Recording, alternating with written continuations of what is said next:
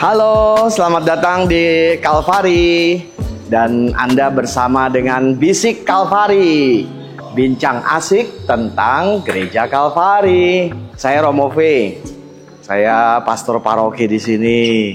Dan Anda berada di pintu keselamatan, atau orang juga bisa menyebutnya pintu kebangkitan. Karena Gereja Kalvari dirancang untuk menjadi makam kebangkitan Tuhan. Di sebelah kanan, ini adalah sisi selatan, ada patung Ecce Homo. Ini adalah ikon Gereja Kalvari. Ini adalah patung Yesus yang telanjang, namun kami memberinya pakaian karena Keuskupan Agung Jakarta, Ignatius Kardinal Suharyo, melihat patung Ecce Homo ini sebagai teladan bagi umat Gereja Katolik, khususnya umat Gereja Kalvari, sebagai sang manusia yang menjadi teladan utama dari orang-orang Kristen. Jadi pelindung Gereja Kalvari adalah Yesus sendiri.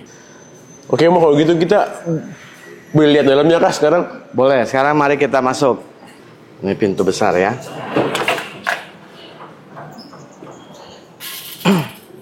Ya. Seperti Anda lihat, gereja ini menggambarkan makam kebangkitan Tuhan. Karena di Kalvari, Tuhan bukan hanya disalibkan dan wafat, tapi di Kalvari Tuhan juga dimakamkan dan bangkit. Kebangkitannya itulah yang menjadi keselamatan umat manusia. Di dalam gereja ini Anda tidak akan melihat jalan salib atau perhentian-perhentian jalan salib. Kalau nanti terpaksa akan dibuat ibadah jalan salib di dalam gereja, maka semuanya akan disajikan dalam videotron di sisi kanan dan kiri dari salib Tuhan.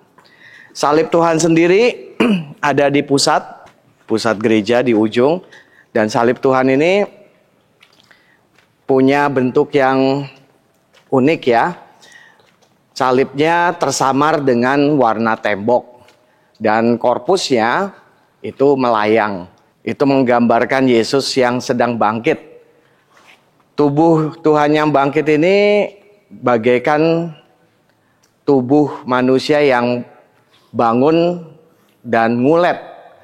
Karena ketika Anda ngulet, Anda merasakan Anda sungguh-sungguh hidup. Anda merasakan setiap bagian dari tubuh Anda bernafas lebih banyak.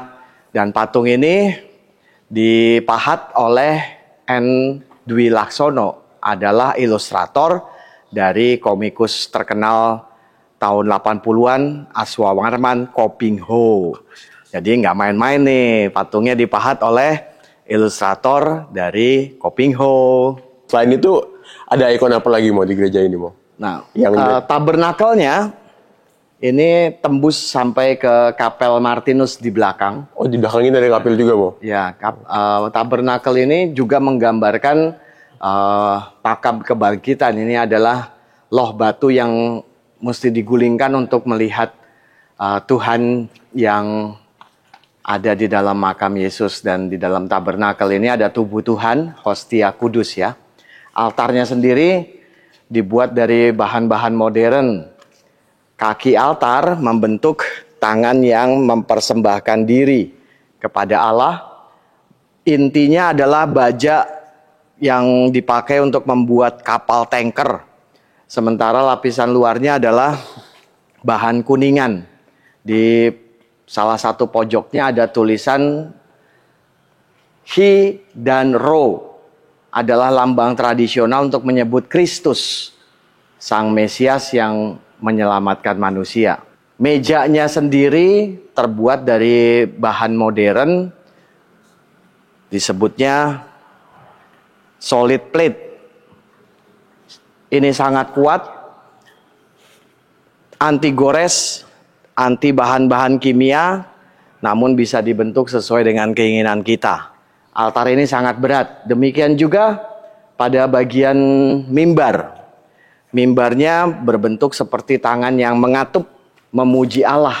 Bahannya juga sama, bahan kakinya itu terbuat dari baja yang digunakan untuk membangun kapal tanker. lalu dilapisi dengan kuningan. Ada tulisan palindrom Sator Arepotenet Opera Rotas yang menjadi keyakinan utama devosi yang dibangun oleh umat gereja Kalvari ketika membangun gereja, yaitu penyerahan diri yang total kepada Allah. Karena Sator Arepotenet Opera Rotas sendiri bermakna semuanya adalah penyelenggaraan Allah. Demikian juga ada tiang untuk meletakkan lilin Paskah, juga terbuat dari bahan yang sama. Dan di belakang itu ada bundaran kecil, itu tempat untuk menaruh Evangelarium, buku yang menjadi bahan bacaan di dalam bacaan Injil. Hanya ada satu altar, satu mimbar di panti imam gereja Kalvari, dan yang lainnya adalah partitur untuk memudahkan pastor atau petugas liturgi untuk meletakkan buku-buku bacaan dan teks-teks yang diperlukan. Seperti ini, dan itu juga sengaja dibuat bahannya dari akrilik untuk menunjukkan seolah-olah ini nggak ada. Karena bagian ini bukanlah bagian resmi dari liturgi gereja terkait dengan panti imam gereja Katolik. Sekarang kita akan masuk ke ruang sakristi. Tempat putra-putri altar Kalvari berganti pakaian. Nah, ini ada tempat-tempat perkakas-perkakas yang diperlukan dalam liturgi. Juga ada salib tua. Salib tua ini dipersembahkan oleh keluarga teman saya waktu SMP. Prake, keluarganya Prake. Jadi salib ini sudah sangat tua dari zaman bedeng Kalvari berdiri. Bahannya bagus tuh, berarti kalau masih tahan. Ya, dari bahan kayu yang baik. Nah, sekarang Anda akan memasuki Kapel Martinus. Kapel Martinus diambil namanya dari Romo Hadi Wijoyo. Nama baptisnya adalah Martinus.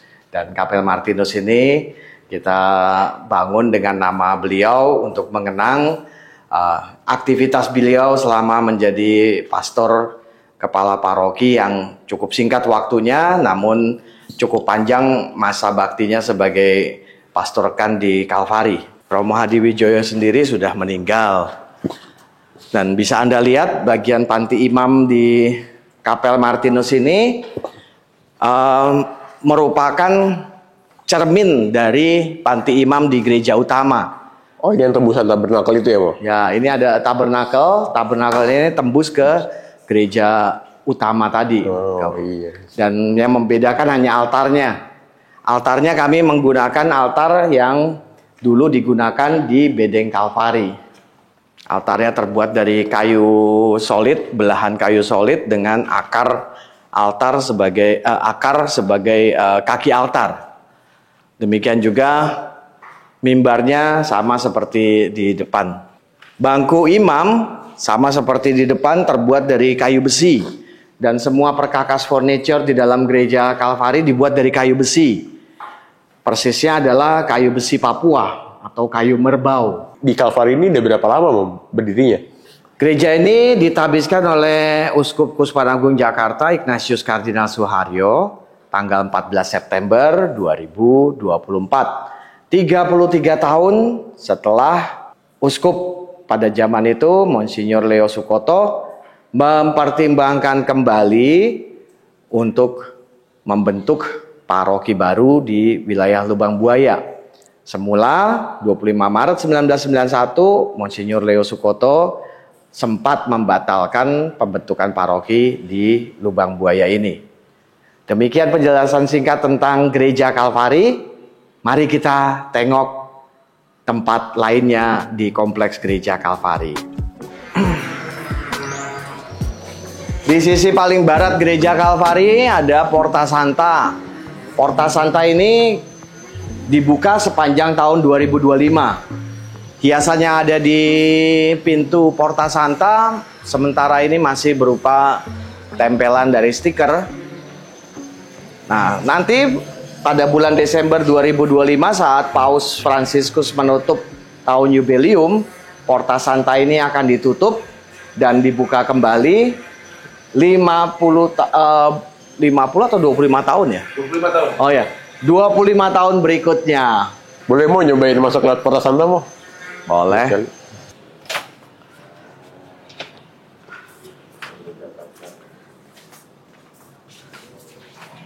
Porta Santa ada di sisi barat. Dan Porta Santa ini akan ditutup di akhir tahun 2025, baru dibuka lagi tahun 2050. Semoga saya masih sempat hidup untuk melihatnya dibuka kembali. Bagaimana dengan Anda? Sekarang kita kemana lagi nih, Mo? Sekarang kita akan menuju Taman Doa Kalvari. Nah ini, bangunan berbentuk kubah ini namanya sakrarium. Di sini tempat benda-benda rohani yang sudah rusak itu akan dibuang dan dirawat oleh para prodiakon Gereja Kalvari. Ada doa yang disiapkan untuk umat yang ingin membuang benda-benda rohani yang sudah rusak. Nah, bisa Anda lihat ini adalah tempat Anda membuang benda rohani ke sini. Lalu ini ada doanya ketika Anda menyerahkan kembali benda rohani yang rusak. Jadi kalau Anda punya rosario yang sudah putus, buku-buku rohani, kitab suci yang sudah lapuk, Anda bisa menyerahkan benda rohani tersebut di sini, termasuk salib atau patung-patung suci yang sudah pecah. Inilah Taman Doa Kalvari. Anda bisa masuk melalui pintu di sebelah utara ini. Berikutnya akan dipandu oleh rekan saya, Romo Wilson. Oke, terima kasih. Baik, terima kasih, Romo.